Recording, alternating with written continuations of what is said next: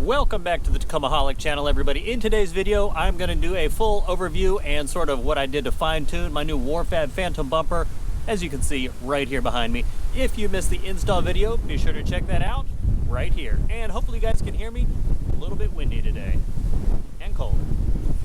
You have chosen wisely.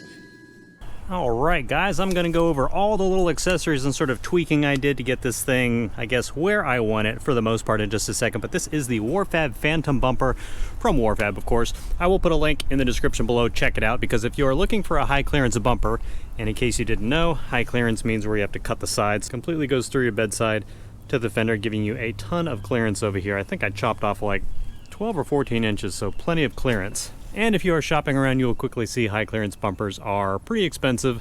This one starts at $650, and even with shipping from the West Coast to the East Coast, it still came in well under $1,000, which I am certainly pleased with.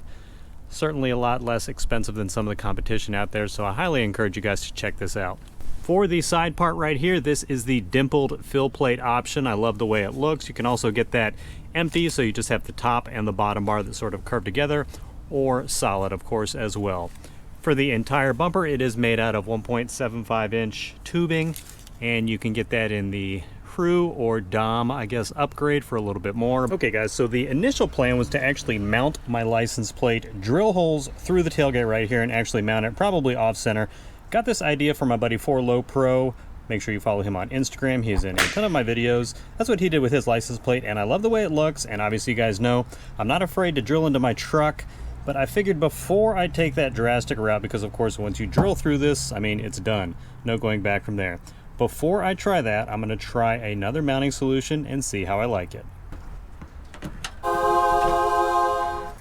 So here is the solution I'm going to try first, before getting crazy and drilling into the tailgate. Quick side note, day 2 of my tailgate panel upgrade. If you haven't seen that video, make sure you check it out using the link right there.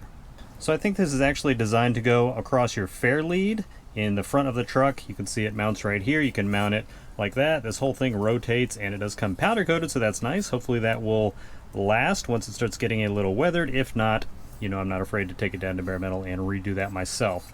This is like 20 bucks, so not too bad. I like the way it looks. Has a few holes right here you can see for mounting the license plate. And with it able to swivel like that, I can actually get it mounted, and instead of keeping it like parallel to the ground like that, I can angle it just a bit up so the bottom of the license plate wouldn't be at risk at like banging on a rock or anything, since the whole purpose of getting a high clearance bumper is not to hit stuff, and if you have your license plate hanging off there, sort of defeats the purpose. And I haven't decided quite yet if I'm just going to center it up or do it like a little offset. Might go offset just to give it a little spice. Spicy. Obviously I just need to figure out where I want to mount it and put 2 holes right there. Set this down real quick. Now it is tight right back here through the openings. There is a main crossbar, I guess the backside of this bar right here. And I didn't film the install process. It was literally just drilling a few holes, getting the appropriate hardware. Currently I have like some black rubber or neoprene, I can't remember, whatever they sell at Home Depot. These washers sort of hiding the hardware. I will source some kind of like painted stainless steel or something just to make that blend in. Not like it's too bad though, but once I got the holes drilled, this thing obviously mounted right up. One of my favorite parts is these for the top bolts. Actually, the only bolts holding the license plate to the bracket are these LED lights. I'll put a link for these in the description below. They're pretty sweet. I want to say they're about 10 bucks. And I will, of course, show you what they look like during the night right now.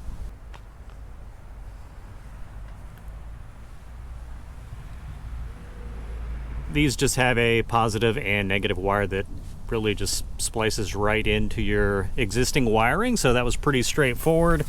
And I sort of taped up with a wiring harness to sort of protect the wires and I guess give it a clean look.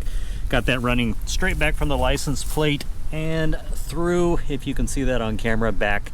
Got everything tucked away, so nice clean look. I did go ahead and decide to go ahead and put these plastic caps back on that I had originally moved because I thought they were going to make contact, but as you can see, that's how the bumper sits. Plenty of room in there, so I'm going to go ahead and slap these back on with some new, I guess, like plastic push pins to hold them because I broke all the old ones pretty much taking it off. Plenty of room in here just to sort of clean up this area back here and I guess protect some of the metal, but really just to clean it up because you can see I already did the one over here on the driver's side and it looks much better. Sort of slips in right there, and let me set the camera down and get those push pins in. These are a little beefier, I guess, than the stock ones, and I have it on the other side holding fine. Got these at AutoZone. There is what it looks like in case you want to do something similar. The one on the outside sort of pushes right in, and the other one, as you'll see in just a second, takes a little hammer persuasion, but once it's in there, it is tight.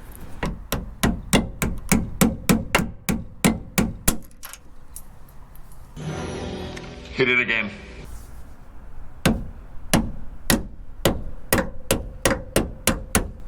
Okay, the next thing I want to tackle is to sort of zip tie all of this factory wire looms, wire harnesses, all this stuff that is hanging down because of my 1-inch body lip, and sort of tuck it up behind this piece of metal, behind all the tailgate and all that, just to give it a little clean look.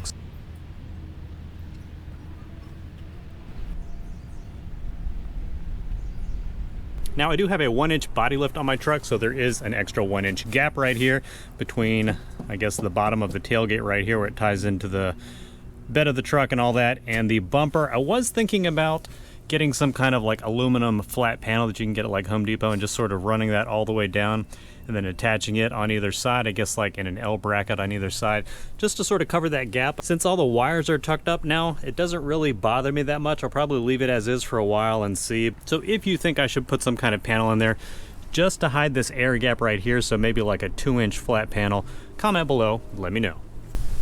And next on the list, on either side of the bumper, this was open square tubing right here, 2-inch square tubing, got some of these plastic caps to cover it. Here is what they look like on the backside, and of course I'll put a link for this down in the description below also.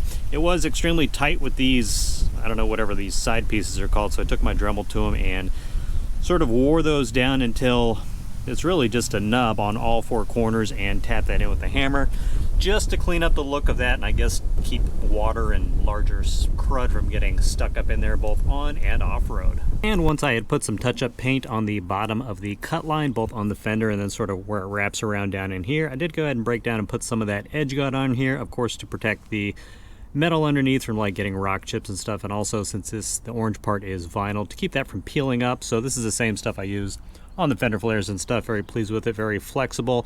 Put a link for this down for you guys below in case you are wanting to do something simpler. And I cut it as close as I could right here on the corner. I might try to redo that, see if I can get it a little closer, but I mean, the orange, it's a little eyesore, but can't really do much about that. And of course I wrapped it behind here and actually behind this plastic trim piece just to sort of, I don't know, give it a cleaner look right here in the corner. And when I'm driving around on the road, which, let's face it, is most of the time cruising that mall parking lot, and I don't want to be bashing my knees back here on some kind of hitch recovery point, I've got this rubber cap with the, of course, beautiful Toyota logo. Rep the Yoda brand here. Put a link for this down there for you guys. What I like about it is it covers up the hitch, so stuff isn't going to get stuck in there. And it should last pretty long. It feels pretty solid, and it's tight enough where I don't think it's going to like fall off while driving. And easy enough to get off, so I can just pop it off. Let's see if I can do this one-handed. That's the trick while holding the camera. There it goes. So you can see it slides in there nice and tight with the grooves back here, and I guess the side supports right there to go into the hitch. Very pleased with this so far. The bumper does come with 2 recovery points, which I'll show you in just a second, but I added this one. It comes with, I guess, the shaft that goes into the hitch and the shackle right there. Went ahead and got some of these shackle protectors right here. They also come with like spacers in case your shackle's sort of loose and vibrating around, but very pleased with this. That'll give me an extra recovery point right in the center if I need to get recovered off-road. Now for the pin right here, I got this separately. It was just a couple bucks. I didn't get a locking one because I'm not going to leave this on the truck all the time.